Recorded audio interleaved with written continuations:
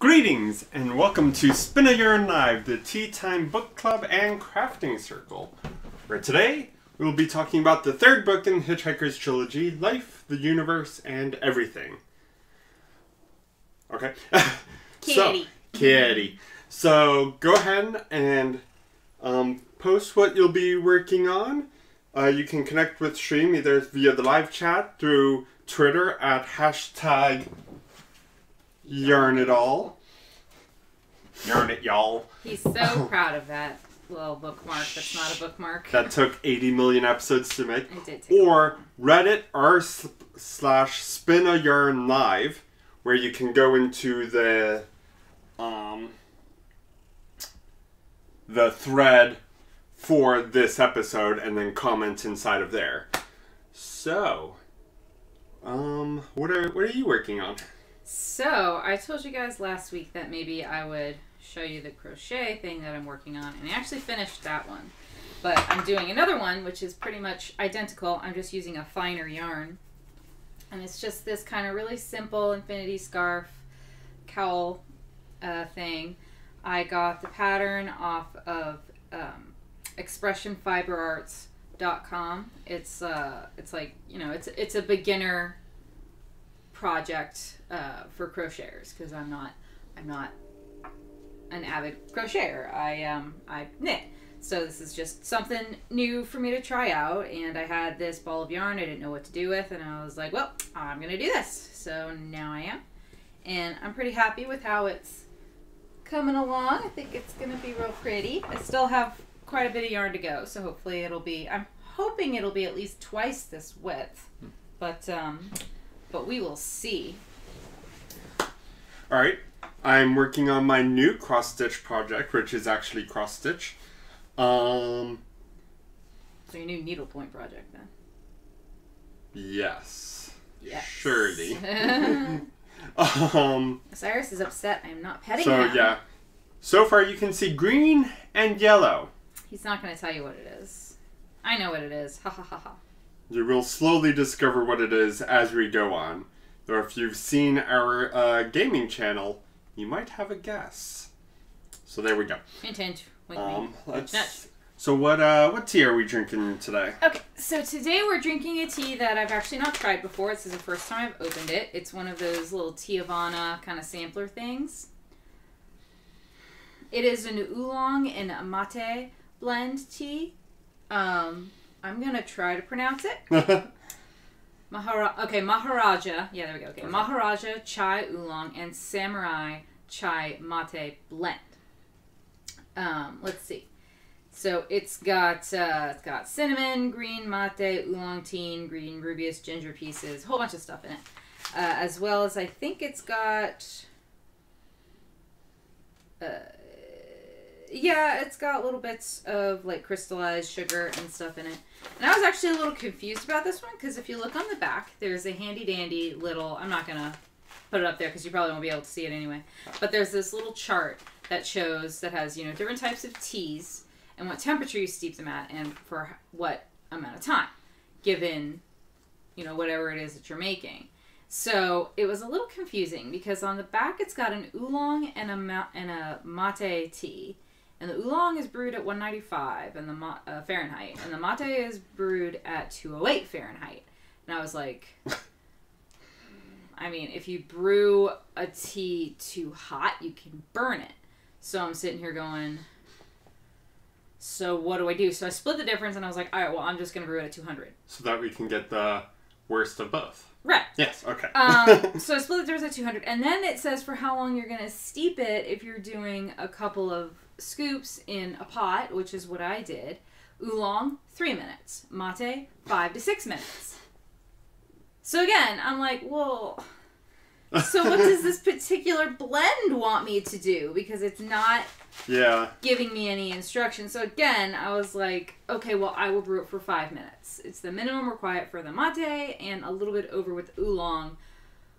So I don't know. I don't know if this is brewed like horribly incorrectly or not, but it's nice. It definitely has those fruity elements. You can definitely taste the ginger and the cinnamon in it. It is a little sweet.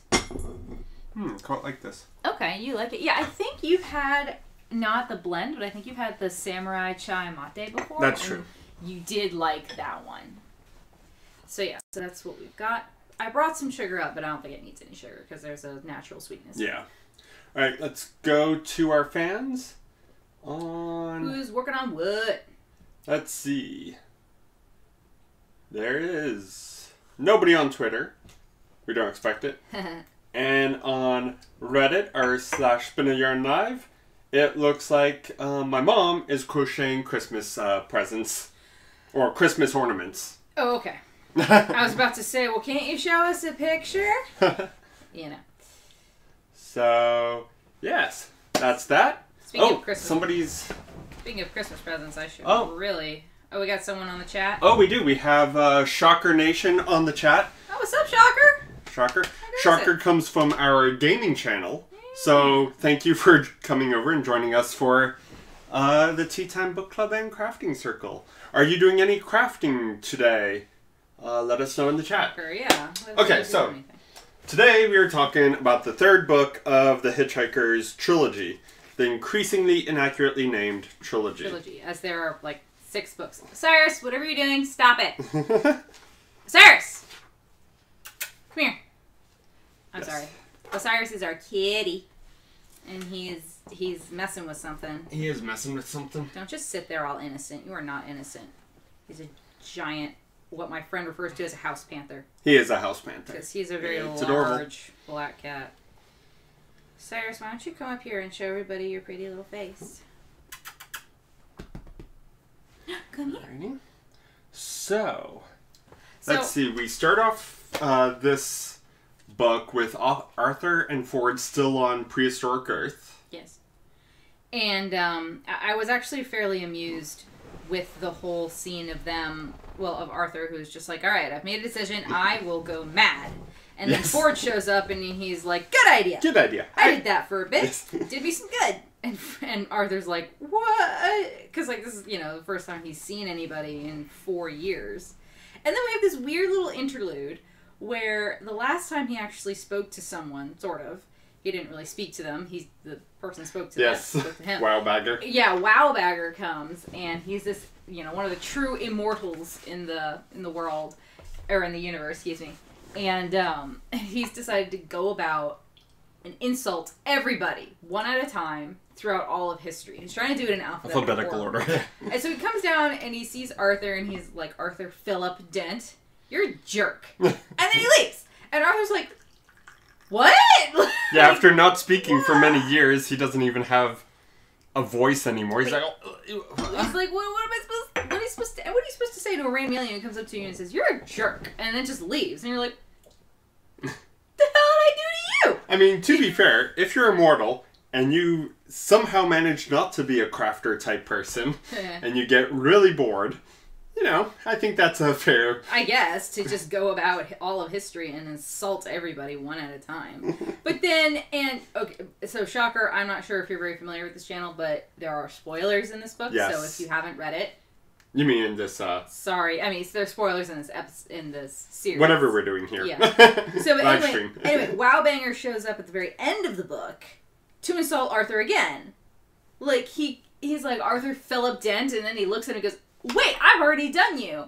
And I'm like, to me, it's just kind of like, well, now he's totally effed up. I know. Because it's like, if he's trying to do it all in alphabetical order, and he's done one person twice, yeah. It's like, there is no end to, like, for me, the annoyance of how could I possibly have gotten this wrong? I clearly insulted you 2 million years ago. Why are you here now? Yeah. It's just like...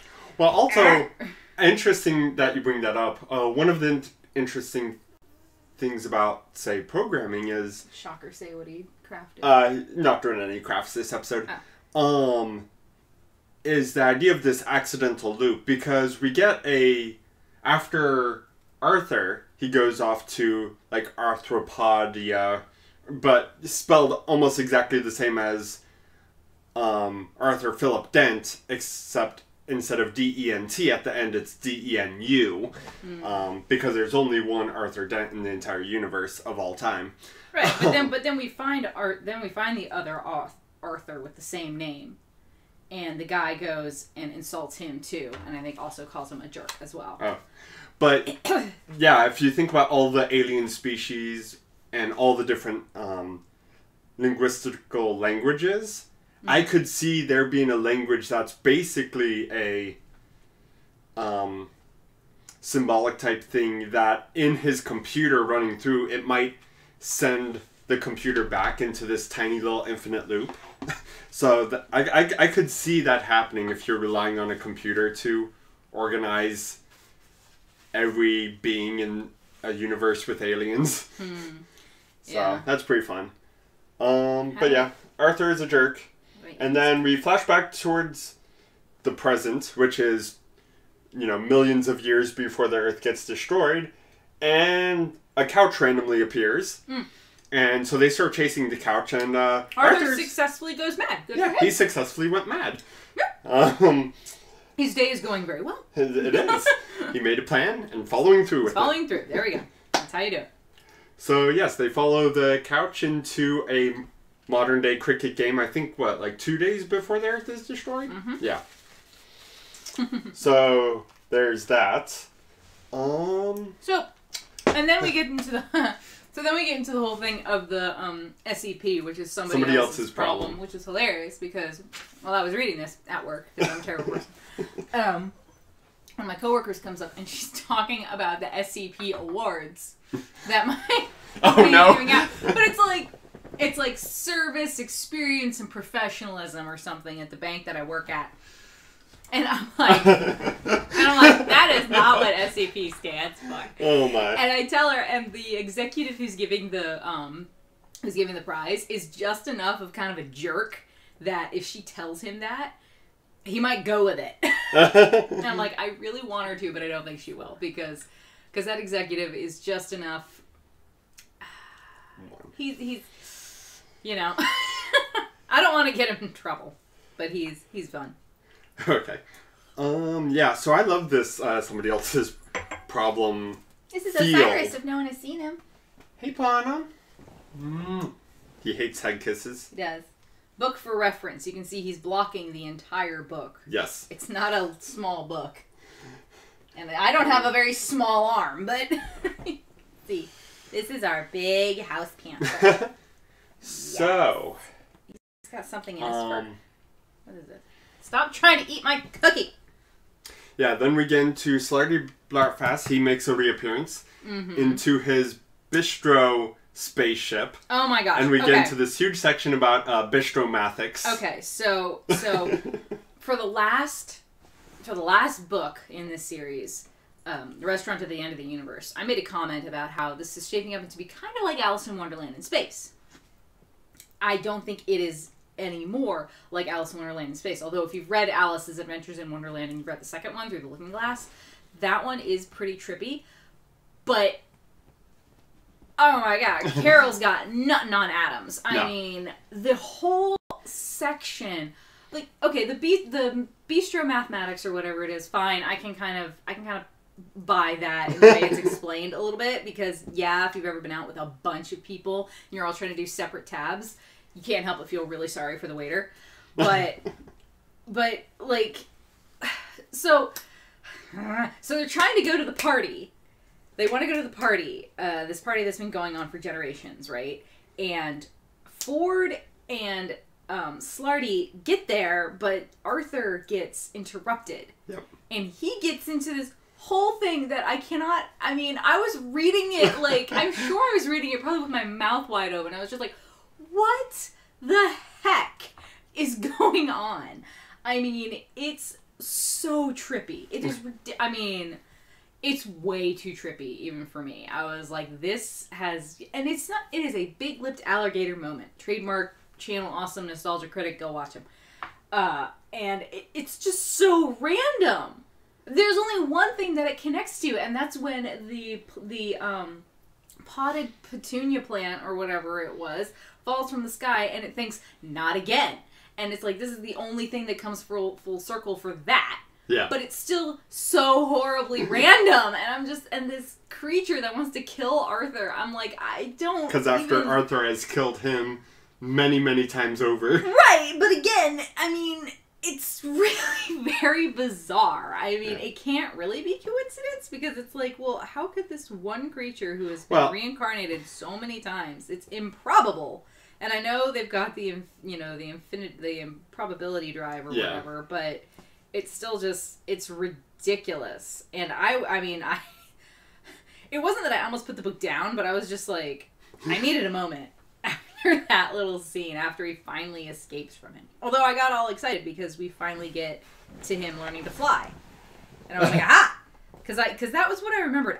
You know what? I don't remember this book at all. Yeah. From the last time I read the whole series. I don't remember it at all.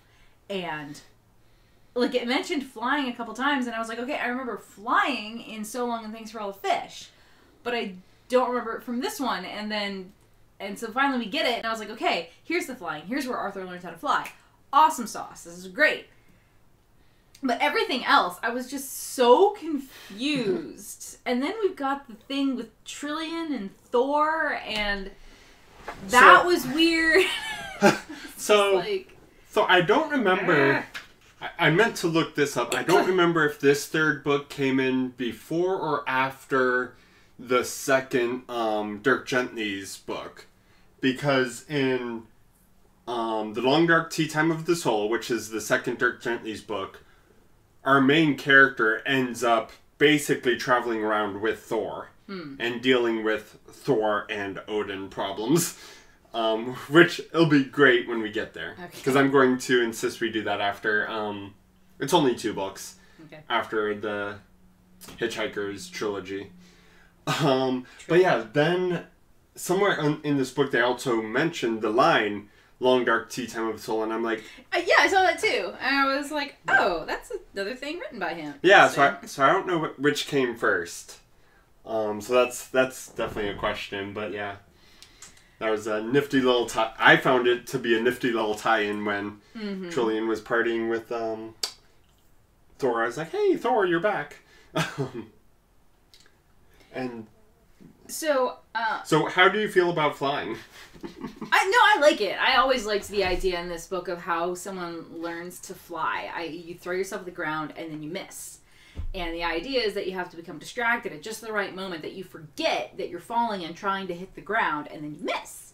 And I really, really like it. And I like how Arthur, who let's face it, is not really good at anything else. Like, halfway through the book, I got strongly reminded of Skeeve from the Myth series, unfortunately. I started to get really annoyed with Arthur's ignorance of a lot of things.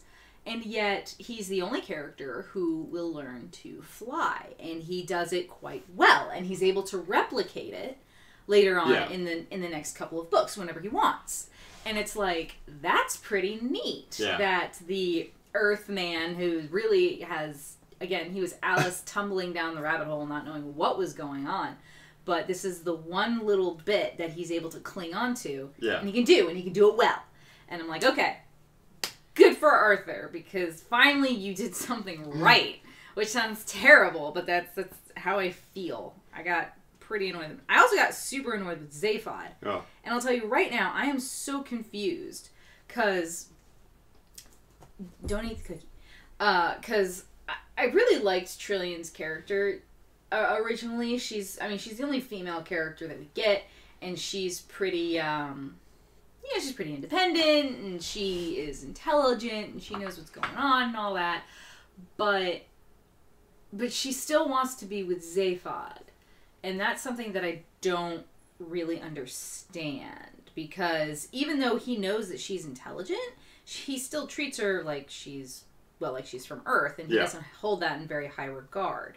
And so, like, near the end, when she's saying, when Zaphod's like, oh, what's the kid doing? I mean, she's so young, blah, blah, blah, blah. And it should have really be me down there instead of her. Right, and I'm like, she knows what she's doing. Yet, she is the main protagonist in this book, if you think about it. We follow Arthur, but... she's the one that sets everything in motion. She's the one that overcomes multiple challenges and at the end figures everything out, confronts the big bad, as it were. And she's the one who does all the things. So, I mean, yeah, this is one of those weird things where Trillian is the main character all the way through. Well, and yet we're following Arthur. I mean, except for the very end when Arthur mistakenly thinks that the cricket ball that he has is in fact the bomb. And he goes to throw it at one of the robots, and again, he successfully flies away and then just chucks the ball apparently harmlessly away. Yeah, I think... That's a bit of a plot hole. Well, I think the way it works is... much like when you pull a pin from the grenade to make it live and you still have time to throw it, I think connecting the ball with the cricket bat is what arms it, and then at that point, the next thing it hit blows up. Is I think how... Yeah, but he's in England. He's in England. And he just chucks it away from that particular robot. It's still a cricket ball. If a kid finds it, mind you, the Earth's going to get blown up. I think it's a specific cricket bat that the robots of cricket manufacture. I think it's like a two-part thing where just normally hitting it doesn't do anything, because if you're on a spaceship and it rolls out of your bag and lands on something, you don't want it just going off. I suppose not. But anyway, yeah, that was a bit of a thing. But I'm still confused as to why Trillian actually wants to stay with Zaphod. I'm like, I don't really get it. And then there's the whole scene where Thor, is like, oh, the woman's going to come with us. And Arthur's like, no, she isn't. And she's about to say, don't I get a say in this? And Arthur cuts her off. It's like, no, you don't. Yeah. And I'm like, rude. I mean, later on, she's like, well, I am grateful that he did that because, yeah, I didn't really want to go with the Thunder God. But it's at the same time, it's like, but why do you want to be with the two-headed jerk? Two-headed, three-armed jerk. Yeah. I don't really get it. But... Yeah, Zaphod really didn't play any role in this. He got shot twice, and I thought that was actually pretty hilarious. And then he was still alive, and I was like, oh. I was kind of disappointed. But then we figured out why, Marvin's controlling all the robots. And I was like, aw, Marvin saved his life. Yep. As much as Marvin hates everybody, he didn't want to see Zaphod die. Yeah. That's nice. Yeah, it's one of those weird things. And then again, we get, same as with the restaurant at the end of the universe, where Marvin plugs himself into other robots and brings everyone down. It's true. I love Marvin. He's so good. We could do with another steeping, I suppose, because I think that was the last cup. Or was it? Okay. Yeah. I do like this tea. So I might go, I might make more tea in the middle of the episode. We'll find out. Okay. So one of the other things that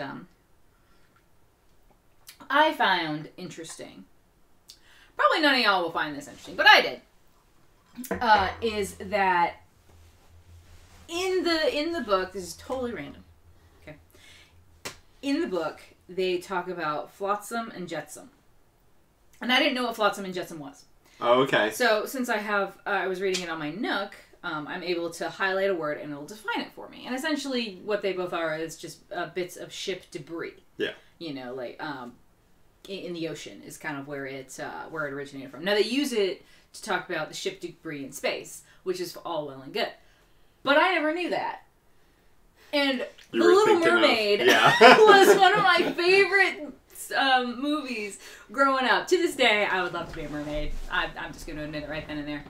I would love to be a mermaid. But so I didn't realize that the two large eels that Ursula has are, I knew they were called flotsam and jetsam. I didn't realize that those were proper terms for something. I thought they were just the names of eels. And to learn that they're actually ship debris that you would find in the ocean, I was like, what clever naming! Because they're kind, they're like the bad, like the little henchmen of the movie. I mean, that's totally random, but I didn't know that, and I was like, aw, this is kind of cool. Yeah. Okay, so what did you think about Ford's philosophy of the fact that obsessed people will win over non-obsessed people? People who are willing to give their lives to their crazy cause will win over people who are not willing to sacrifice their lives. Because that made a lot of appearance. I think in a way it does make a lot of sense. If you're going to get a fanatic, then they're going to be more extreme and more out there with their actions, and they're probably, yes, going to get more accomplished because they are a fanatic. But I don't know that saying somebody who's not a fanatic would be able to win, or would not be able to win. Right. I mean, because you get fanatics and zealots all the time. Yeah. But it's not usually a fanatic or a zealot that brings them down. It's usually just a military force who that's their job to do so. You know, kind of situation or police force. Or in this case, we kind of get Trillian, who's able to talk beyond the fanatics and find the root cause. Yeah. Which is easier said than done. Right. And, you know, she's watching the whole history and everything, and she's the one who's able to put two and two together. And she's like, okay, I get it. It's totally Hector. It's totally this machine who's very subtly influencing these people. I mean, come on. In a year, they build a spaceship when the spaceship that crash landed, as they thought identified, isn't even an actual spaceship. It's more like a model. Yep. Like, that wouldn't ever actually... It would never be able to actually fly, but from it, you can definitely figure out how to make one that would fly. But you still need to have an understanding of astrophysics and, you know, all this stuff that these simple farmers, it's like, how would they get? So I thought that was probably the best part of the movie of the book was this little twist where it's like, you know, how are they able to do this, blah, blah, blah. And even Ford said when they were watching the history, he's like, no way that this civilization could possibly have done this in a year. I don't buy it. No way. And but it was really only, again, Trillian who put two and two together. Yeah. It's like, But yeah, so he basically made a crashed ship. Hector, Did we say who the big bad was? Hector. Yeah. Okay. So Hector, the big bad computer who was tasked with making a bomb that would destroy the entire universe, and he purposely decided to introduce a flaw so it wouldn't work. And then no, he's on top of felt bad about not fulfilling his purpose, so cultivated this whole society to be just as fanatic as the original people who tasked him, put this spaceship, and now I am part of a monthly subscription box, hashtag not sponsored, called Creation Crate, which, hey, are you trying to distract me from talking?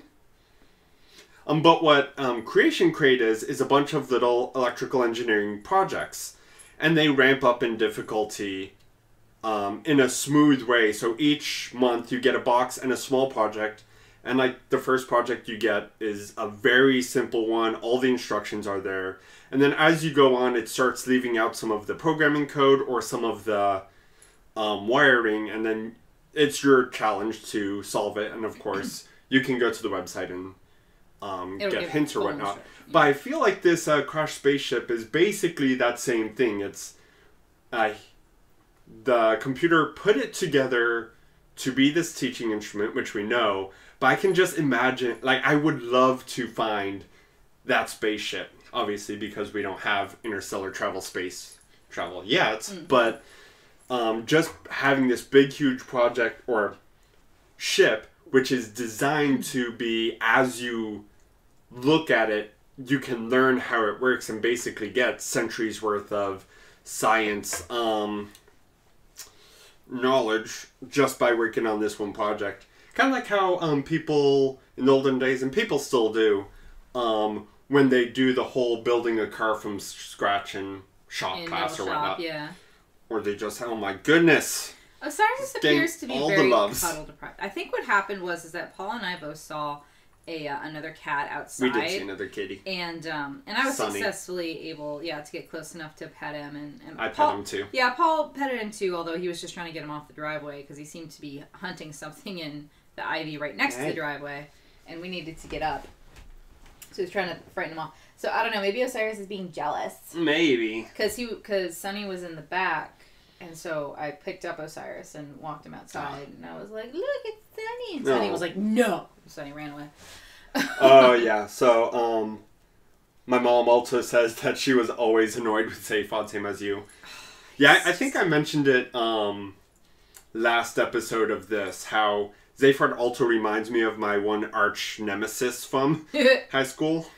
So yeah, he always got on my nerves too. Well, I think he's definitely supposed to. I guess so. He also gets on the nerves of everyone in universe. He does. Which is fine. I mean, I know the idea is that... Kitty. Good boy. I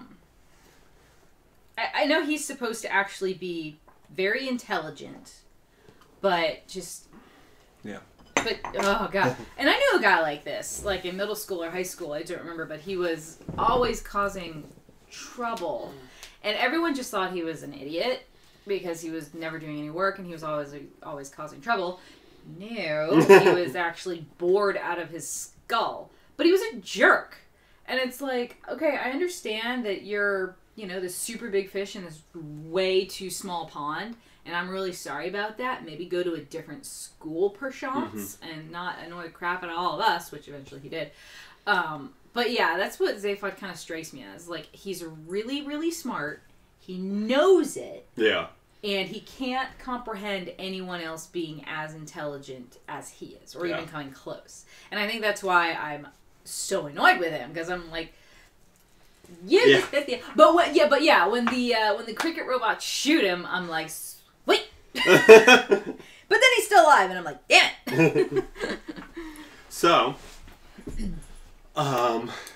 special for this particular piece of this series, what is your, and fans or viewers also post in either Twitter or the Reddit r/SpinAYurn Live, what is your favorite made-up word?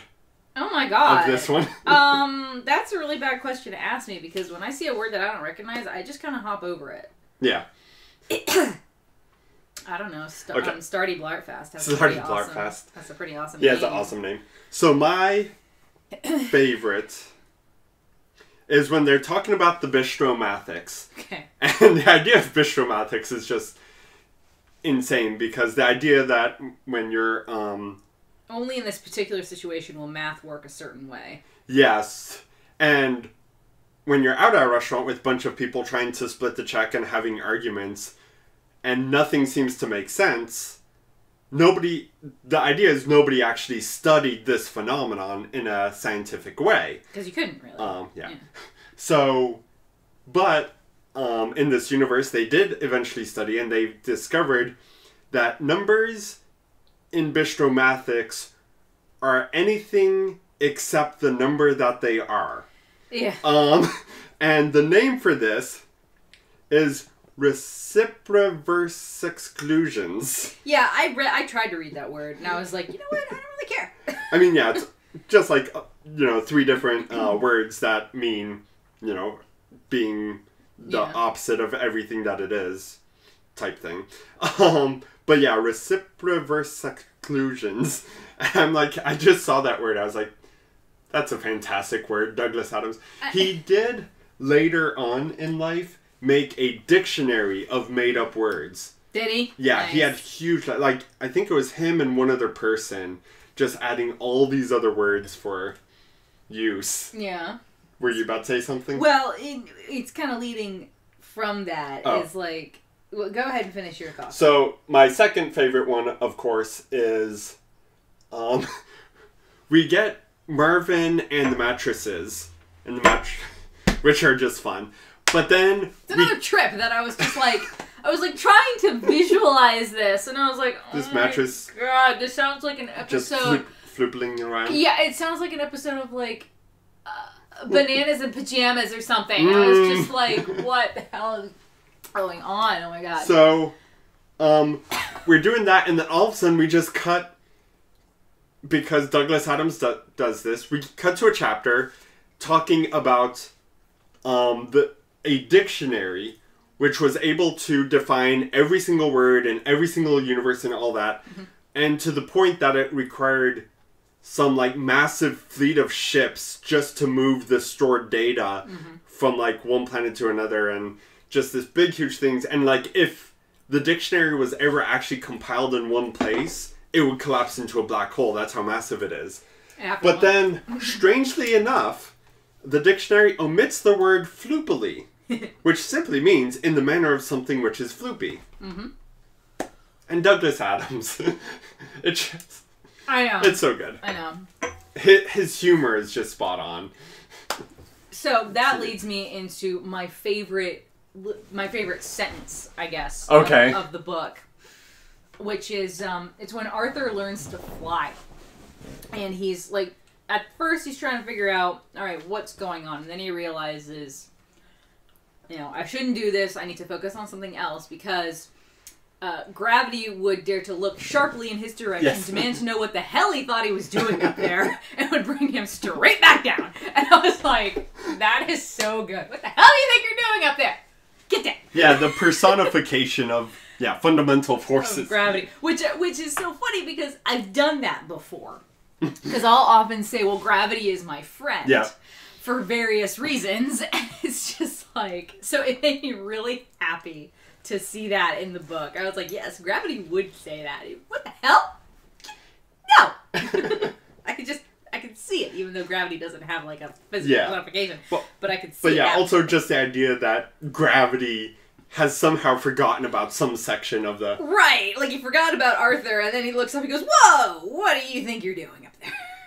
It was just... That really made me laugh. I was like, oh my god, I love that. I love it. Which does bring me... oddly, to another favorite thing I have about this series is all the unique and creative ways of traveling through space. So we have the infinite improbability drive. We have the bistro mathematics. We have the bistromathics. Bistromathics. And I think we have a few others that we've seen so far. There's, I think, one drive that, I think in a later book here, but there's one drive that they were experimenting with, and it runs on bad news. Because nothing in the universe travels as fast as bad news. The trouble is that nobody on the ship was allowed wherever they were going because they were bringing bad news. Yeah. So that drive did not go. But yeah, it's all these really super creative ways of explaining basically faster than light travel, which makes no scientific sense. This is not... speculative fiction. Yeah, it's not science fiction. It's definitely science fantasy. Yeah. But that's what makes it fun. It definitely allows him to be super creative, and then with the improbability drive, allows him to just throw out all these coincidences, and just blame it on the infinite improbability. Which is interesting. A connection that I only got in this reading. You were mentioning. I forgot his name, but the bowl of petunias is... Yeah, I don't remember his name. Most things were decently not overly coincidental until Arthur trying to... While they had the missiles coming at them on Magrath Thorny, or whatever that planet name was, when Arthur flipped the improbability drive on without inputting any coordinates. And then that's when the bowl of petunias sprang into existence. Yeah. And the whale. We got a huge section in that book about the whale, but now we know what was going on with the bowl of petunias. And originally they said philosophers think that if we knew why the bowl of petunias had that thought that, the world would make sense. It does not. No, it doesn't. But, it makes sense now why a bowl of petunias would think that. Yes. Because he saw Arthur and he goes, oh, no, again, and then he just dies. It's like, okay, I get it. That was your reincarnation of really random but one. I feel like that one switch that Arthur did, he was the one who pulled the switch, brought that bowl of petunias into existence, not just there, but throughout all of time as all of that person, or that soul's different versions. You think so that's probably why that soul is connected to Arthur. is a headcanon I currently have. Let me know if you think that headcanon works. I guess that makes sense, since they're in the improbability, if they're in the Heart of Gold. Yeah, and it's because there is no coordinates, and he just flipped on the infinite improbability drive. To do something. He didn't expect anything to happen, but hey, something happened. And then now didn't die, so that's good. But I think that also has started pulling him, and we might get something in a later book that explains. I can't remember what the fourth book is about. So Long and Thanks for All the Fish, is that the fourth one? Oh, I remember what that one was. Okay. Well, so I don't think we actually get an explanation, but Arthur has been kind of being flotsam and jetsam in the time stream, because his bag keeps changing, Yeah, the bag keeps changing. That was weird. I was like, why does this bag keep changing? And we don't get an answer in this book. I don't think we ever get an answer, actually. I don't know. It's one of those things, like, why did Wobanger mess up? Like, how did he mess up? I'm sorry, that really bothered me. I was like, this poor guy! I mean, I know he's going around the world and he's the one you feel sorry for. I do! I'm like, well, he's fucked up, hasn't he? Because he was trying to do everything alphabetically, logically, down the list, and he's done Arthur twice. And he's like, what? And I'm like, this poor guy! Actually, now that I think of it, it could be because Arthur is, maybe time stream flotsam and jetsam in this book. Well, but then that's going to even mess him up even more. Because he's going to try to figure out, has he already done someone before Arthur, after Arthur? Ah! Oh, yeah. Oh, how did you like that section about how a lot of people in the universe hate time travel because they go back and change things? So the best poet in the world... In the universe, some corporation for, I think, erasers went back... or whiteout. Correcting ink. Went back and sponsored him and, had him do sponsors for them, to the point that he never actually got around to writing the poetry, and until they sealed him into a room and had him copy old manuscripts they had to make that poetry come out, and just all the mess with the time stream that has been going on. It makes sense, because when you think about it, you can't help but think about the old... Twilight Zone stuff. Oh, you go back in time and or the butterfly effect, you mess one thing up and it affects history completely, and all of a sudden apes are ruling the world or something like that. But what you said, oh man, I was going to make something funny, and now I've lost my train of thought because I didn't want to ruin your train of thought. Okay, we were talking about the poetry, and we were talking about time travel. Flotsam and Jetsam of Arthur and Wildbagger. Damn it. If you can remember what she was thinking about, let us know in the comments. That would be a great help to me. No, but it makes me think of a different character. We don't know who exactly, but Arthur slowly becoming this phenomenon even of unto himself, throughout the universe. And it reminds me of something. I can't think of what. That wasn't my train of thought. I was thinking of something that was really funny. Oh! You'll get back to it after we end the episode. Yeah, of course. No, let's work through this. We were talking about how do you think about the time travel of the guy who went has the best poetry in the world, and then goes back. Correctional inked and whiteout and erasers. Oh, whiteout! That's what it was. Okay. Thank you. Okay, so they don't call it whiteout in the book because whiteout, I believe, is a brand name, like Kleenex. So they were calling it corrected ink.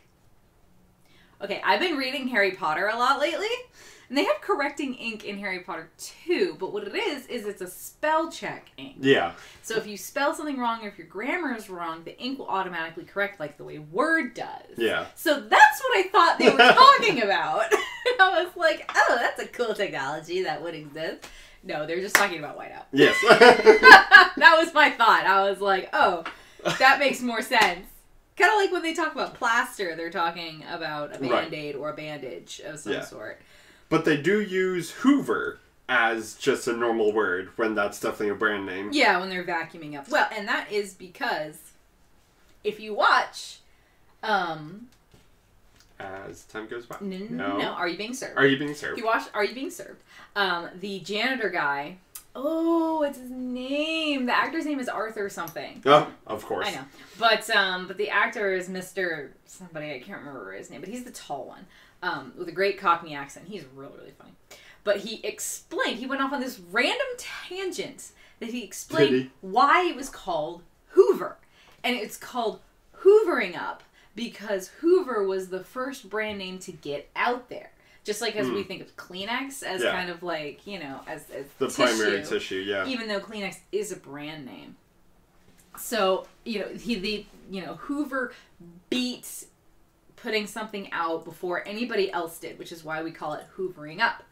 But if they had been like 2 years slower, Goblin, which is another brand of vacuum that I don't know if it exists anymore, but there were Hoovers and there were Goblins. And so he was like, which is why we don't call it Goblin Up, because the Goblin didn't get there first. And it was just a silly little anecdote that I remember him saying. I wish the Goblin did get there. I know. The Goblin it up. We're not. Otherwise, I'd be gobbling it up, but we're not. We're hoovering it up. That's amazing. It's just a really cute little tangent because I love Are You Being Served? It's a great, great show. Sadly, John Inman has passed away, which is sad. So has Stacey. Most of it. I mean, it's an old show. Yeah. And they were a lot of the older actors in it, anyways. Yeah, it's all very, very sad. But if you get a chance, there is like a Are You Being Served too? It's called Grace and Favor. Also very, very funny. Also very good. Highly recommend. And I know some people asked me one time when I mentioned it. They were like, "Is Mr. Humphreys in it?" I'm like, "Yes, Mr. Humphreys and Captain Peacock are both in it." Oh, they're like, "Aha!" Because they were like, "That we'll only watch it if those guys are in it." I was like, "Well, they are." I mean, I can understand for Mr. Humphreys. He's the best. Mr. Humphreys is the best. But I like Peacock. I think Peacock's pretty funny. He's funny. He's funny to laugh at and not sympathize with, I feel. Yeah. Whereas Mr. Humphreys, you sympathize with and laugh with. Yes. Especially in Grace and Favor. Because he's a cheeky monkey. He's a cheeky monkey. I love John Inman. Okay, let's see. So if John Inman played a character in this book, which character would he play? If John Inman played a character in this book? Wowbanger. Wowbanger. Or definitely play Wowbanger. Or the guy who was had to tell nothing but the truth, the whole truth. Or the truth, the whole truth, and nothing but the truth. No, not John Inman. One of the actors who played the Doctor, maybe. I could see David Tennant doing it. Yeah. Yep, definitely. Manically laughing every time I saw Arthur. I see it. I see David Tennant doing it. Mm-hmm. Yeah. Alright, which Doctor would be Arthur and which Doctor would be Ford? Which Doctor would be Ford? Well, the problem with that is that when the movie came out, the actor who played Ford, whose name I can't remember, but it was this black guy, and he was so incredibly perfect that that's who I see. Every time I read the book, I'm like, it's that actor, because that actor nailed it. I was like, that is Ford Prefect. Right there. I don't care what description the books give. I don't care if it was written in the 70s and he was all whatever. No. That guy. Kind of like the gatekeeper in the Thor movies. It's that guy. Oh my goodness. Yeah, Heimdall. That is Heimdall. In the Avengers movie. That was such a perfect casting. That is Heimdall. So good. I don't give a crap what anyone else says that, it's Nordic mythology, it wouldn't be a black guy. I don't care. It's that guy. I mean, Heimdall up in, Fensselier or... No. That's Frigga's place. I know. Oh gosh, what's the name of... Asgard.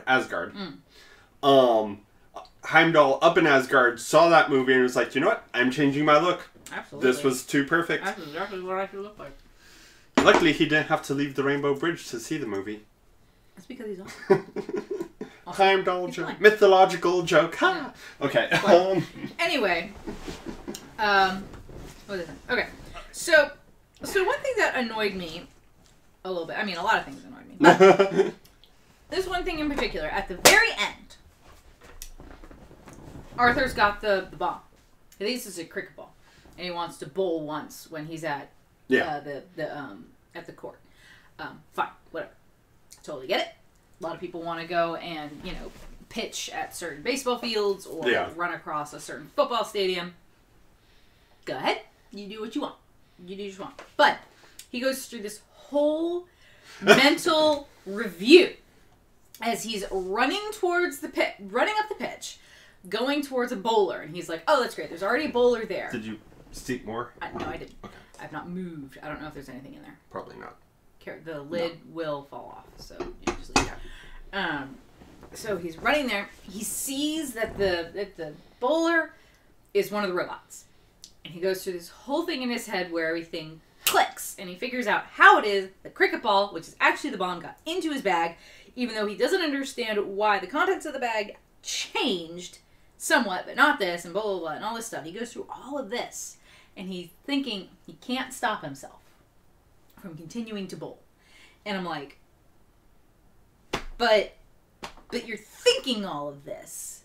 How can you not stop yourself? Now, of course, he ends up tripping. Yeah. And, well, whatever. I feel like it's more that all of it just kind of clicks in your mind. It's not like he thought of it all. It's just like all of a sudden it's all there. Everything simultaneously. Well, if that's the case, then I apologize, Douglas Adams. You know I love you, but it wasn't written that well, in my opinion. Because it seemed to me, because it just went on and on and on. It did go on forever. It's like Tolkien with The Lord of the Rings.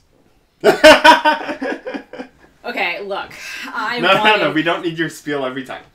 I wanted to read those books before the movies came out. I really, really did. But it was too much. It was just, he went on and on describing what the Shire looked like, and I was like, I don't care. We have a lovely picturesque version of the Shire in New Zealand. I will look at that. Thank you very much. So. Random thing. Yes. The book is full of random things first. But there was this random thing where not the CEO, but there was the, like the judge guy who sentenced the guy. Yeah. Oh, who sentenced the cricketers to be in the time bubble. Thing and stay back with there. The Time Lords. Right, yeah, kind of. And he's on the beach, and the same female juror, whoever, is like putting lotion on him, like that. And then at the very end of the chapter, a magician wandered on the beach. I mean, that's random even for Douglas Adams. Right? I was like, I don't understand this sentence. A magician wandered onto the beach, and his services were not needed, or something like that. And I was like, yeah, unless there was some pun, maybe like a British pun that we don't get. I don't know. Right? Is this a British joke? I really don't get it. I was like, okay, so there was a magician on the beach. Why? Why did you feel the need to say that? What does it matter? He just didn't know how to end the chapter. He ended the chapter just fine. Do that thing again that you did a moment ago. Yeah, that thing. Made a weird noise. That ends the chapter just wonderfully randomly, as it usually does. But no! Just then, a magician walked along on the beach. His services were not needed. Okay! I don't get it. I don't understand you, Douglas Adams. Well, that's probably a good thing. Right? Because to be fair, like I said, this book is a trip. I mean, it is out there, especially with the bat thing that tries to attack Arthur because, he's gone insane having been killed by Arthur so many times. And just even the description of this thing is bizarre. I'm like, this makes no sense. Evolutionarily, it makes no sense. Now, okay, he's some sort of alien being or whatever, but it was still just like, why would he have teeth that are so effed up? He can't even talk properly. Otherwise, he gashes his own face and neck. It's like, that serves no purpose. Now, I do know that, yes, with rodents, with a lot of rodents, particularly rabbits and beavers and rodents like those guys, if their incisors don't get cut, they can grow and just, keep growing, and then it becomes a health hazard. They do need to get cut down. Same with bird beaks, parrot beaks in particular. I get that. But that's only, you've only got the 4 for the rodents, you've only got the 1 for the bird. This thing has a mouth full of this crap. Agrajag, that's his name. Yeah, that guy. Well, again, and it's explained that apparently there's an afterlife, because he worked very hard to get this form that can kill Arthur. Oh. And kill and like make it hurt terribly.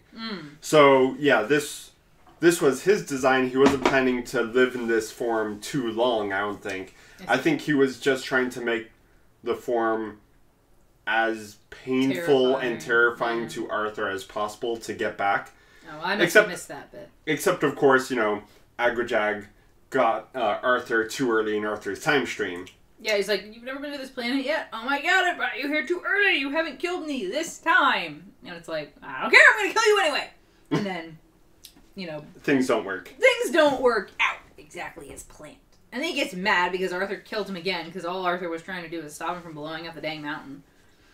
And then Arthur learns to fly. And we never mention aggro whatever again. And I'm like... Not in this book, no. Does he get mentioned later? He does. Oh, okay. Well, whatever then. But, I don't know. To me, it was way too random, and it was just this rant and rave. Because, when he first gets into the cave, when he gets caught or whatever, all this bizarro imagery starts happening, and you're just like... I don't know what's going on, and I don't know if I really want to know. It was just too weird. Yeah. A lot of this was way too weird. Yeah, next book I feel like calms it down too much and becomes too calm.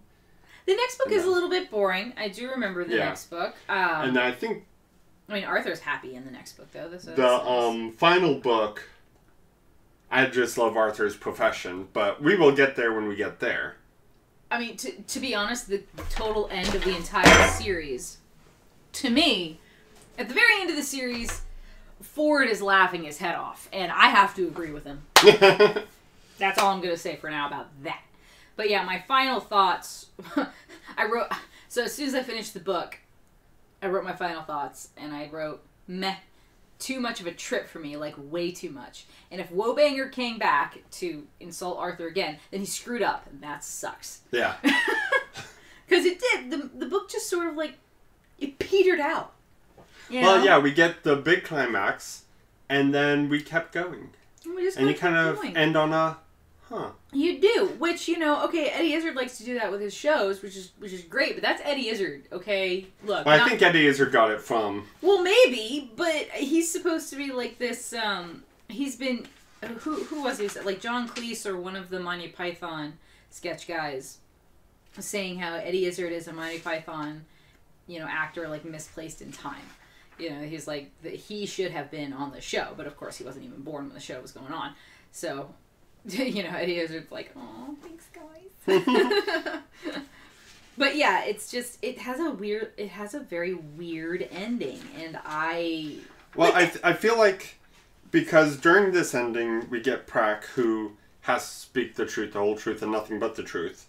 Literally. And he wasn't laughing at Arthur, and I guess maybe that has to do with the very end of the series. Maybe that's why he's laughing, because one thing he mentions, one thing he does, or one of the few things he does remember, that's not about frogs, is God's last message to his creation. And he tells Arthur and the gang where to find it. It is written in 30-foot high letters of the fire on top of the Quintilis Quaisgar Mountains in the land of Severbiupstri, on the planet Prelium third out from the sun Zars in the galactic sector QQ7 active J Gamma. And it is guarded by the logistic ventrashell of Lob. So, he gives them the whole thing, and then Arthur is trying to get clarification, and the guy gets annoyed, and he dies. Yes. And I'm why is Arthur such a... But didn't we get at one point that Trillian is pretty much a photographic memory type person or has really, really good memory. They're also on the ship, so chances are the ship recorded the That's true too. Conversation anyway. So, but that leads to one of the later books. I don't remember where it is. It does. But we do actually go there. But Arthur is like, no.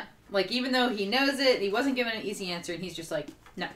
And they sent him to live on Cricket. Well, I think he chose to live on Cricket. No, I thought it was just random. I thought they just kind of left them there. Because, let's face it, I would. Because the cricketers are very pleasant people. They just don't want, they don't want to do it with anything else. That's just not cricket. Yeah, all it says is, having saved the universe twice in one day, Arthur, thought that he could take things a little easier from now on. They dropped him off on the planet Cricket, which was now once again a pleasant, idyllic pastoral world. Even if the songs did occasionally get on his nerves. So yeah, I think he chose to go to Cricket. And then he learns to talk to birds. He does. Which I think comes up later. In this paragraph. Just that paragraph. Just the paragraph. He learns to talk to birds because he flies around all the time now. He's become quite good at it. Again, I'm happy to see he gets good at something. And then he learns the speech of birds. And I'm like, okay, fair enough. You're flying around. And he gets annoyed with the chatter. So he's like, well, I'll just go back down to the ground then. And where there's still chatter. There's still chatter, but it's less. And he can kind of tune it out. And it's like, okay. And then, yeah, I think the next book... I thought the next book took place on Earth, but maybe it doesn't. Maybe it takes place on Cricket. Okay, it takes place on Earth. Yeah. But so, yeah, it does. It ends with just sort of a... moment. Well, yeah, we end with all that, and then the very last couple lines is about Woebagger coming down and, realizing he's already done them. No, I already done you? Yeah. It's silly. Which is great. I mean, Woebagger is probably my favoriteest character. In that, he's just so wonderfully random, and then I feel so bad for him, because I'm just like, oh no, he messed up. Or the computer messed up, or something messed up, but how annoying is that? So, who do you like more? Woebagger or the guy who runs the universe? Oh.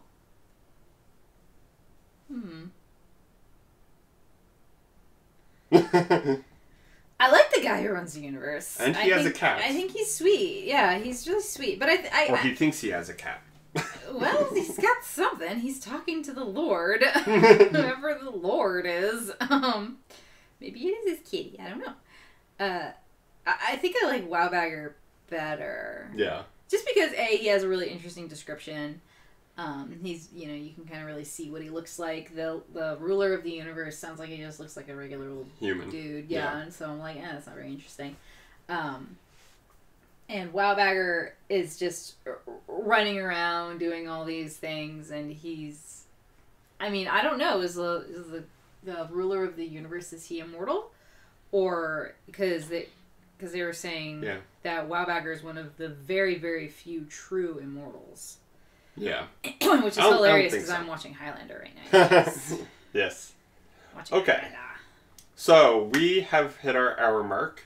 Yes. Like a semi into a wall. And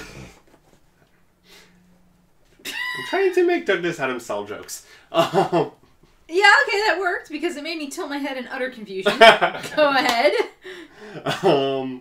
So yes, post how much progress you made on your crafts. I made this much. You made that much. How much was that much? I don't know. You don't know. I'm just going around in a circle. I have run out of yellow thread. Oops. And my thread bag is somewhere. So, that's all I got. Good luck. Let's see. Oh. What are we reading next week? Well, before we get there, side story, because, we're doing Hitchhiker's Guide, so might as well do a side story. If you've watched some of my gaming streams, or just have watched Spin a Yarn Live past few episodes, you may have heard me talk about blowing leaves. And there's so many leaves. Did you bring one up? And those were all oak leaves. Well, the sycamore decided to drop its leaves. We have a really large sycamore tree. Yeah. And in case you don't believe us, this is a standard size leaf. You'll notice it is larger than my head. In fact, larger than your torso. This is... this is a regular leaf that we just found outside. Because we have a giant sycamore, you guys. Yep. So, yeah, our sycamore has dropped half its leaves. most of them this size. Osiris thought that it was like a sturdy area that he could walk on Oh, no. when there were a bunch of leaves, so he stepped off onto it and he fell down. Oh. It was only like 4 inches, but it still startled him and it was cute. Oh, poor kitty. Okay, so next week... Oh, I've lost it. Well, are we doing one We are next not week? doing one next week because And then the following Christmas week is New Year's. shenanigans. We're gonna be at my parents' mountain house. Oh, okay. So we're not doing one for 2 weeks. We're taking a 2-week vacation. But when we come back, Which will give us time to get to this book. We're going to do Ancillary Sword, the second book of the Ratch series. Get some interesting new things going on, which you don't know yet. You haven't read it. I've already read it, so I'll be reading it a second time. So that's that. And then for the next time that we do Hitchhikers, we'll be handling So Long and Thanks for All the Fish. said the dolphins. Said the dolphins. If you're not familiar with the fact that the dolphins are the ones who said so long things for all the fish, you are not a nerd. And I'm sorry. That's true. I'm just I think sorry. it was mentioned in the first Hitchhikers book as well, because in the first book they were talking about how humans are the third most intelligent species on Earth. Right. And then they talked about the dolphins, how they left shortly before the Earth was destroyed and said so long and thanks for all the fish. Yeah. And then we find our main antagonists were 2 little mice. They were 2 little mice. A giant. So big. Okay. So thank you so much for joining us, you guys. I hope you enjoyed our little rant and rave about how this book wasn't the bestest book in the series. It was totally the bestest. I think I got maybe 1 or 2 rotations in with this thing. I still have a lot of yarn, so I hope it gets a little thicker. See any progress reports on any of our things? So, thank you for joining us. Join us. Let's see. The first is a Monday or a Sunday. First is Monday because my office is So, closed, so it'll be the first Saturday of 2018 is when we will return. 4th or 5th. I can't. No. 6th. Yeah. It'll be the 6th. Yeah. It'll be the 6th. Okay, so please join us on the 6th, and we'll talk about Ancillary Sword. All right. Thank you for joining. Yes. Things and stuff. Stuff and things. I'm gonna tickle you.